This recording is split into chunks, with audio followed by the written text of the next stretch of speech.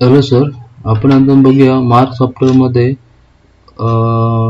F7 किंवा company सिलेक्शनचा error येतो तो कसा सॉल्व्ह करायचा. त्यासाठी सॉफ्टवेअर तुमचं ओपन करा. ओके, एकदम सिंपल स्टेप आहे.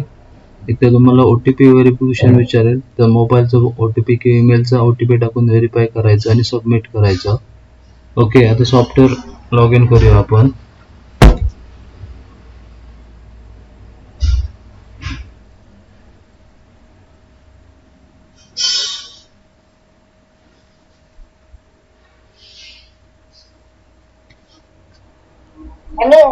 मॅडम तुमचा युजर आयडी टाका, पासवर्डने लॉग इन करा. ओके, युजर आयडी पासवर्ड टाकायचा ऍडमिनचा. हॅलो, एक मिनिट थांबा मॅडम.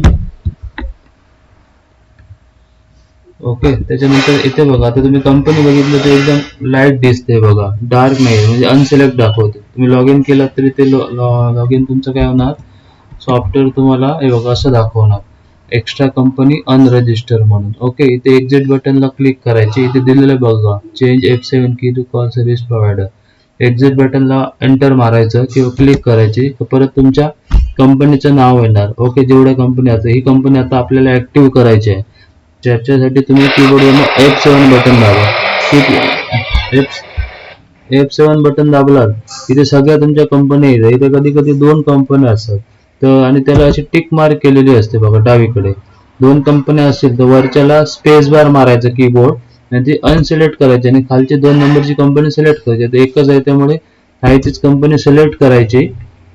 पुन्हा एकदा सांगतो, जर 2 कंपन्या असतील, एक खाली आणि वर, तर वरची सिलेक्ट केलेली असते त्याला स्पेस बार म्हणून अशी अनटिक करायची आणि खालची 2 नंबरची कंपनी आहे ती सिलेक्ट करायची. ओके, F7 बटन दाबून स्पेस बारने 2 नंबरची कंपनी सिलेक्ट, वरची अनसिलेक्ट आणि त्याला एंटर बटन दाबायचं. बस, हे तिथे सक्सेसफुली अपडेटेड सक्सेसफुली असा मेसेज येणार. ही कंपनी आता तुमची डार्क दिसते बघा, म्हणजे अपडेट झालेली आहे. बस, मार्क गेटवेला एंटर मारा, सॉफ्टवेअर तुमचं चालू होऊन जाईल सर. एवढी सोपी आणि सिंपल प्रोसेस आहे.